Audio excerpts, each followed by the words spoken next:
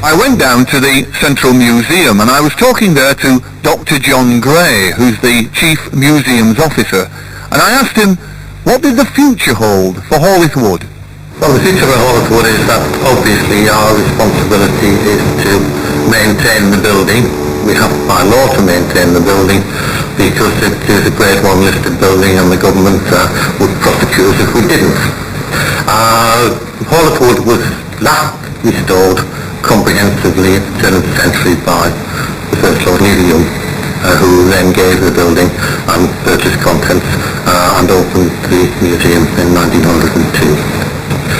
Since that time, other repairs have been done, but it's now time to look at the building in its entirety and look at what needs to be done. And this process of planning is now complete.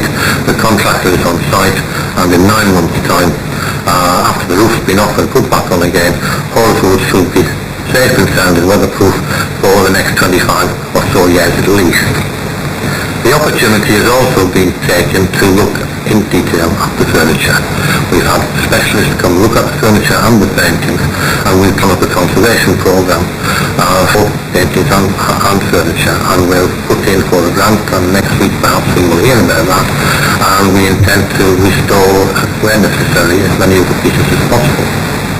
The further opportunity that arises is to look at the way in which that material is displayed, and whether there's material elsewhere in the museum collections who would benefit being transferred to Hawley's Wood. So the Crompton connection will be maintained, but we will take the opportunity to look at each room of the house and perhaps bring it a little more to life than it has been in the past. For instance, the Lancashire kitchen, we can make it look more like a kitchen by having pheasants and other game hanging from the ceiling, replica hams, things like herbs and spices, and giving the impression, particularly to educational groups, that's how the building functioned as a family home. Because up until the 18th century it was a family home. It was then subdivided into tenements, and that's when the Crompton family came to live there.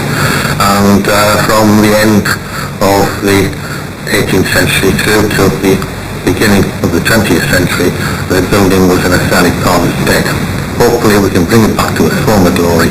We will open to the public again in April of next year, and if the building project goes on schedule, we may even open earlier to adult groups and school educational groups prior to that date. So we're all looking forward to the time when we can have Hawley's Wood restored back to its former glory and safe and secure for many years to come. Had Samuel Crompton lived in our age, with its copyright and patent protection, he most certainly would have been an extremely rich man. As it was, he died almost penniless. And so we reach the end of our story of Samuel Crompton, who will always remain the pride of Bolton and the great inventor of the world-famous spinning mule. Yeah, it's an incredible story of Samuel Crompton. I mean, I must confess I heard it when I was at school in Manchester, but of course you never really hear the depth of it. You only get the sort of bits and pieces. I found it quite fascinating. My thanks to Roger Perry for giving me that particular tape to play. I know he's listening, so out there, many thanks, Roger, and I hope you've got another tape ready for me. On behalf of myself, Harry and Roger, we would like to thank Farrow, Dr. Gray, for sharing their industrial knowledge on Samuel Crompton. We would like to leave you now with our album of songs from the spinning past.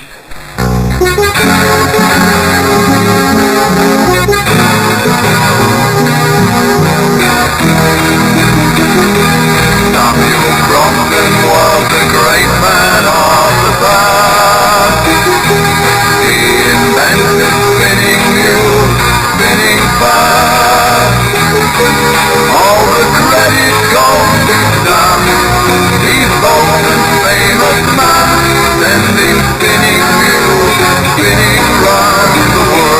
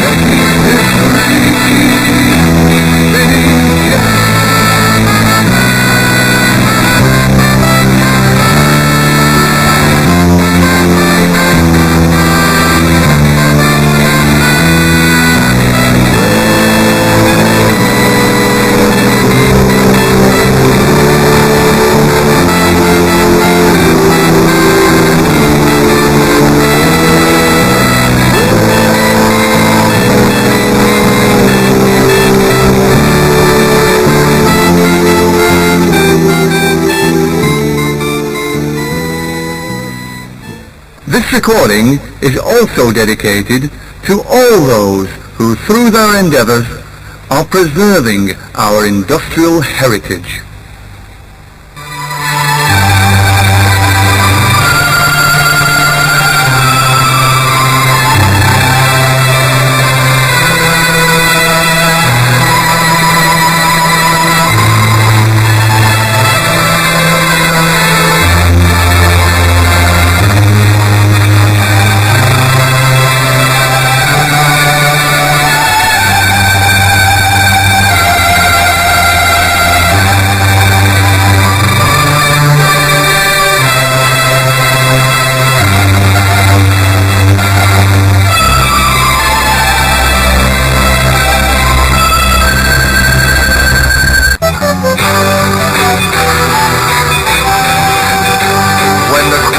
Bank Mill was well in its prime, and Britain was best in Victorian time.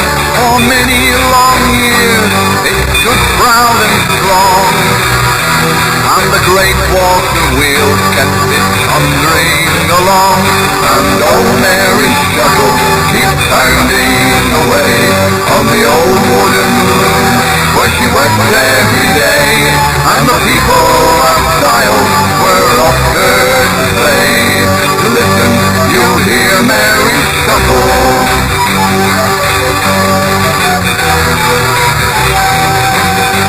When the old mill at Style had to close up its door, and the looms were all silent and weaving no more, oh, Mary cried, but her tears were in vain.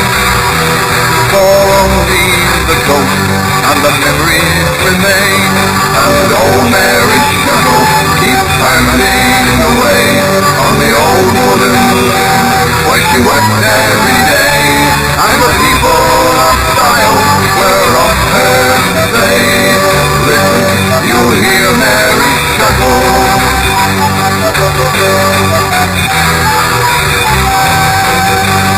And when they reopened the mill once again, to show people what it was like way back then, when weavers were heroes and cotton was king, and all over Cheshire you'd hear people sing, oh, Mary Shuttle keeps pounding away on the old wooden loom, where she worked every day, and the people of Style were off her to say, listen, you'll hear Mary Shuttle. Listen, you'll hear Mary Shuttle.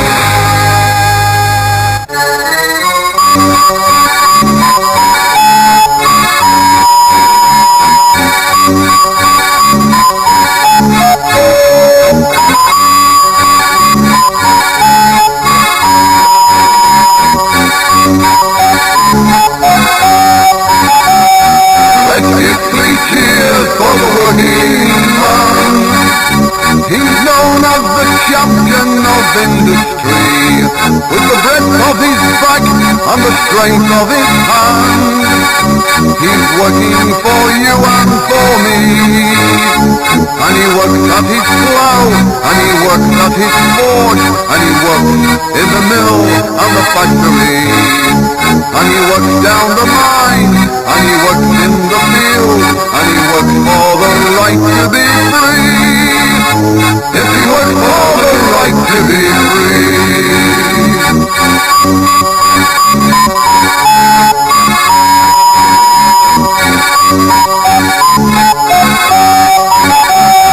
Let's give 3 cheers for the working man, who lays down his life for Her Majesty, and he goes off to war with a gun in his hand.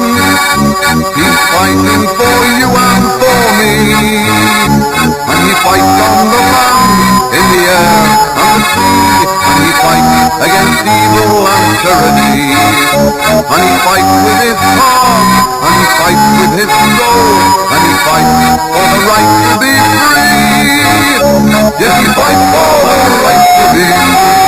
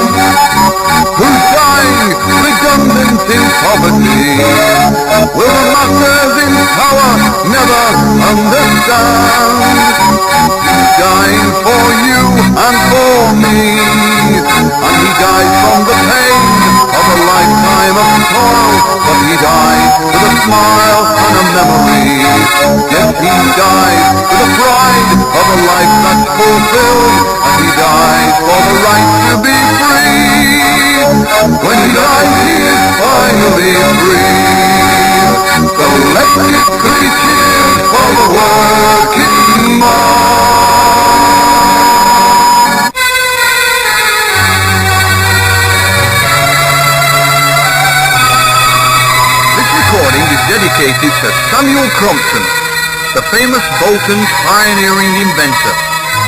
Samuel Crompton was born in 1753 at Furwood Fold, though his family later moved to Hawley Wood, and it was there in 1779 he invented the spinning mule, an invention that would revolutionise the cotton industry. The spinning mule brought wealth to Lancashire, and for almost 200 years thousands of people were employed in the cotton industry, including Dobson and Barlow, the famous company that manufactured the spinning mules. But despite the success of his invention, Samuel Crompton received little financial reward and died penniless in 1827. Sadly, the industry has recently declined, and most of the cotton mills and Dobson and Barlows have all now gone. However, Hawley Wood survives and is now a museum, a fitting tribute to the famous man of cotton, Samuel Crompton.